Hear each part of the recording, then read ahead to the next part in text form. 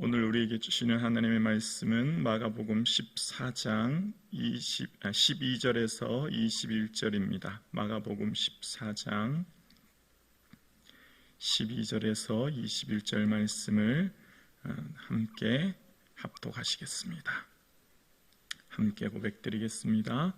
무교절의 첫날 곧 유월절 양 잡는 날에 제자들이 예수께 여짜오되 우리가 어디로 가서 선생님께 유월절 음식 잡수시게 준비하기를 원하시나이까 하매 예수께서 제자 중에 둘을 보내시며 이르시되 성내로 들어가라. 그리하면 물 한 동이를 가지고 가는 사람을 만나리니 그를 따라가서 어디든지 그가 들어가는 그 집 주인에게 이르되 선생님의 말씀이 내가 내 제자들과 함께 유월절 음식을 먹을 나의 객실이 어디 있느냐 하시더니이다 하라.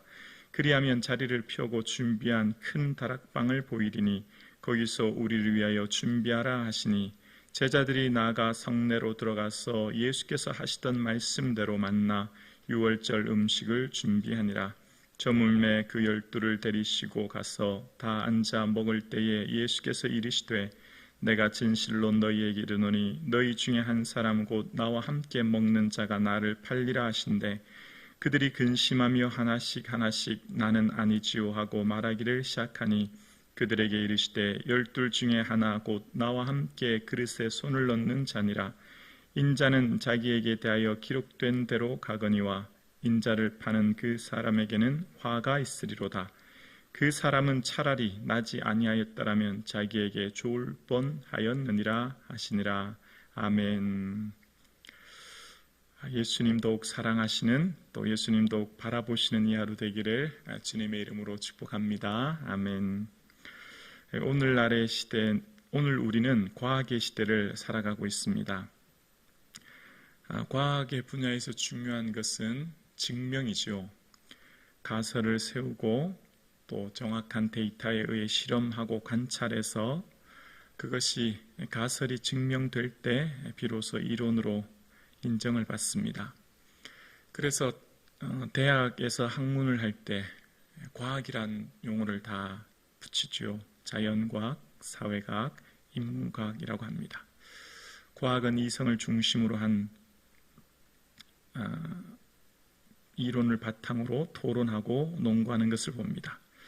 현대인에게 있어서 이성으로 납득될 때 되지 않으면 그 말을 따르고 순응하기가 참 어려운 것을 봅니다.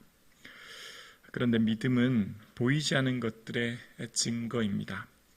당장 내 앞에 구체적인 증거, 내 눈앞에 보이는 현상이 없어도 말씀 따라 걸어갑니다. 왜냐하면 그 말씀하시는 분을 전적으로 신뢰하기 때문입니다.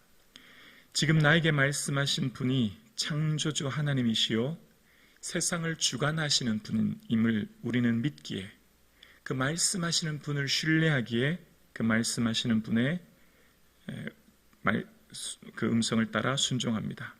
순종은 그래서 믿음이 동반되어야 합니다. 믿음이 있어야 순종할 수 있습니다. 그런데 우리의 삶에 주님을 기쁘시게 하는 사람은 반드시 믿음이 있어야 합니다. 믿음이 없이는 주를 기쁘시게 할 수 없기 때문이에요. 오늘 본문은 예수님께서 이제 유월절 위하여서 예루살렘으로 가게 되시고 그때 상황의 질문을 오늘 본문 12절에 한 제자들이 예수님께 12절에 이런 질문을 합니다. 12절입니다. 무교절의 첫날 곧 유월절 양 잡는 날에 제자들이 예수께 여짜오되 우리가 어디로 가서 선생님께서 유월절 음식을 잡수시게 준비하기를 원하시나이까 하매라고 이야기합니다. 여러분, 일반적으로 여러분 여행 가시면 제일 먼저 어떤 것 준비하십니까? 여행 항공권을 티켓하고 나면 숙소를 준비합니다. 미리 예약하고 준비한 후에 여행을 출발하죠. 우리가 인생을 살아갈 때도 인생의 모든 계획이 있습니다. 앞날에 대한 계획을 세우고 살아갑니다. 그런데 예수님의 사역을 보면 예수님의 삶 가운데 한 주 뒤, 한 달 뒤, 몇 달 뒤 이런 일이 있을 거야 라고 하는 구체적인 계획을 말씀하시는 경우는 거의 드문 것을 봅니다. 거의 없죠. 최종적인 마지막 예루살렘에서 내가 제사장들과 서기관들에게 고난받고 십자가에 못 박혀 죽고 부활할 거야, 그 말씀은 하셨지만 그 세부적인 몇 달 뒤, 몇 주 뒤의 일은 거의 얘기하지 않으신 것을 보게 됩니다. 그러니까 제자들도 지금 예수님께서 이제 예루살렘에 들어가셔야 되는데 어디서 묵어야 될지, 어떻게 해야 될지를 말씀하시지 않은 예수님의 그 말씀에 제자들은 굉장히 당황스럽고 아마 염려되었을 겁니다. 당장 머무를 집도, 당장 어디에서 머물러야 될지 모르는 제자들에게는 무척 당황스러운 말씀이 되었을 거예요. 그런데 예수님께 이제 질문하는 제자들, 그러니까 어디로 가야 됩니까? 어디로 가서 이제 유월절 음식을 준비하고 우리가 어느 곳에서 머물러야 합니까? 라고 하는 질문 앞에 예수님께서는 13절에 이렇게 말씀하세요. 예수께서 제자들 중에 둘을 보내시며 이르시되 성내로 들어가라. 그러면 물 한 동이를 가지고 가는 사람을 만나리니 그를 따라가서 라고 이야기합니다. 여러분,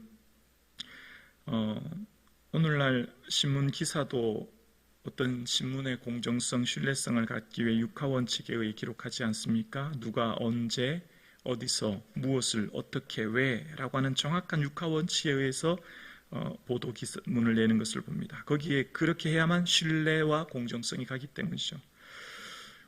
예수님께서 예루살렘에 어디로 가야 됩니까? 라고 물었다면 예수님이 이렇게 대답하셔야 돼요. 예루살렘에 들어가면 성문에서 몇 번째 되는 집에 가서 거기 가면 어떤 주인을 만날 것이고 그 주인에게 나에 대해서 얘기해라 라고 하는 어떤 구체적이고 디테일한 얘기를 하셔야 제자들은 예수님 말씀을 따르기가 쉬웠고 가능했을 겁니다. 왜냐하면 이때 당시 예루살렘에 유월절을 행하는 순례객이 270만이 넘었다고 합니다. 수백만의 인파가 지금 예루살렘에 있고 또 예루살렘의 수많은 집들 중에 어디로 가야 될지에 대한 구체적인 얘기가 없이 그냥 성내에 들어가라. 그리고 굉장히 추상적이고 모호한 얘기를 하시는 거예요. 물 한 동이를 가지고 가는 사람이 있는데 그 사람 만나면 그 사람 따라가라는 거예요. 굉장히 순종하기가 어려운 말씀인 거죠. 그리고 더 납득하기 어려운 말씀은 그 사람 따라가서 그 사람의 집 주인을 만날 것인데, 그러니까 아마 이 사람이 하인 같아요. 그 집에 일하는 하인이 이제 본 집에 가면 그 집 주인을 만나게 될 것인데 그 집 주인에게 가서 선생님이 내 제자들과 함께 유월절 음식을 먹을 객실이 어딨냐 물어라, 이렇게 얘기하라는 거예요. 제자들 여러분 같으면 이 말씀이 이해가 되고 납득이 되십니까? 마치 막무가내식으로 맡겨놓은 곳 찾으러 온 것처럼 큰 다락방 집주인이 이 말을 들었을 때 그렇게 오는 제자들 아마 문정박대할 수도 있을 거예요. 이상한 사람 취급받을 수도 있을 것입니다. 그런데 예수님께서는 이런 말씀을 하시는 거예요. 여러분, 순종은 믿음을 동반하지요. 근데 그 믿음이 있어야 우리는 그 말씀을 따라 순종하고 나아갈 수 있습니다. 여러분, 말씀을 보면 믿음의 선배들은 한결같이 납득되고 이해되지 않은 상황 가운데 하나님 말씀하신 그 하나님 말씀에 순종합니다. 아브라함에게 지시할 땅으로 가라 말씀하십니다. 지시해서 보여주신 땅이 아니에요. 모세에게 바로에게 가라는 것입니다. 여호수아에게 여리고성을 돌라는 거예요. 이해되지 않습니다. 그리고 그 말씀에 순종하면 당장 내 목숨, 내 가족이 위험해질 수도 있는 거예요. 그런데 주님께서는 아브라함, 모세, 여호수아 모든 믿음의 사람들에게 말씀하실 때 그들이 이해되지 않지만 그들에게 말씀하셨고 그들은 순종하셨던 것을 봅니다. 오늘 예배드리시는 저와 여러분, 우리의 삶 가운데서는 주님의 기쁨이 되는 사람이 있고 주님의 근심이 되는 사람이 있다, 저는 그렇게 생각합니다. 오늘날 살아가는 수많은 믿음의 사람들은 다 한결같이 주님의 자녀들 아닙니까? 그런데 우리의 삶 가운데 주님의 기쁨이 되는 자녀들은 어떤 자녀들일까요? 믿음의 사람이라고 생각합니다. 믿음이 있어야 주를 기쁘시게 하거든요. 그런데 반대로 주님의 근심이 되는 사람이 있다 생각합니다. 늘 걱정되고 주님의 염려거리가 되는 사람, 주님을 아프게 하는 사람이 있다 저는 생각해요.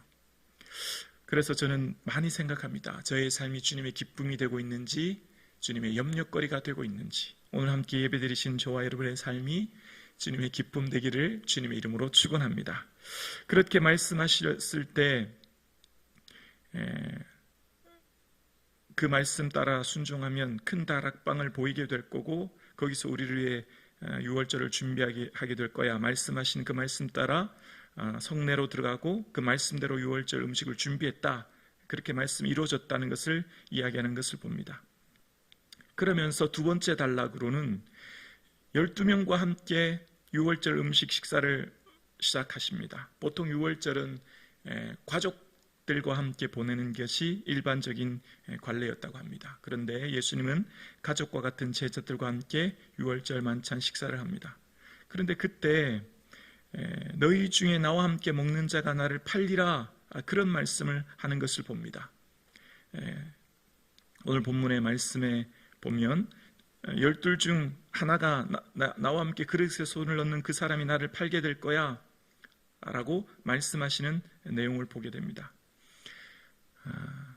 그럴 때에 예수님께서 21절에 보면 인자가 자기에게 대하여 기록된 대로 가거니와 인자를 파는 그 사람에게는 화가 있으리로다 라고 말씀하세요.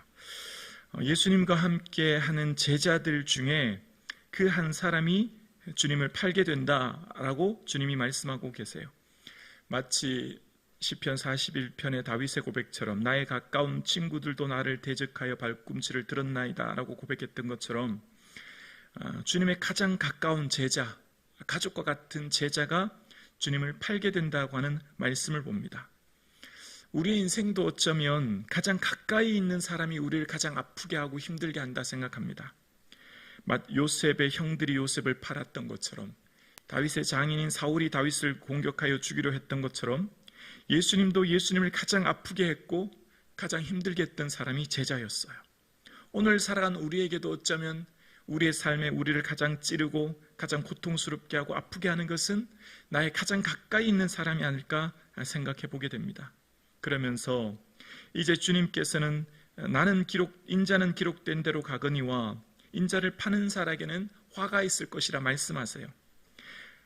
하나님은 하나님의 구속사를 이루시죠. 예수님은 기록된 대로 구약의 선지자들의 말씀처럼 세례 요한처럼 이 땅을 위해 오신 어린 양으로 오셔서 십자가를 지시지만, 그러나 유다는 자신의 선택에 의해서 주님을 팔게 되는 모습을 봅니다. 그래서 끊임없이 지금 예수님께서 이 말씀하시는 이유는 회개의 기회를 주시는 겁니다. 유다가 끊임없이 다시금 돌아올 수 있도록 오늘 이 본문의 말씀도 하신 이유가 어쩌면 계속해서 제자인 가룟 유다에게 회개의 기회를 주시는 거죠.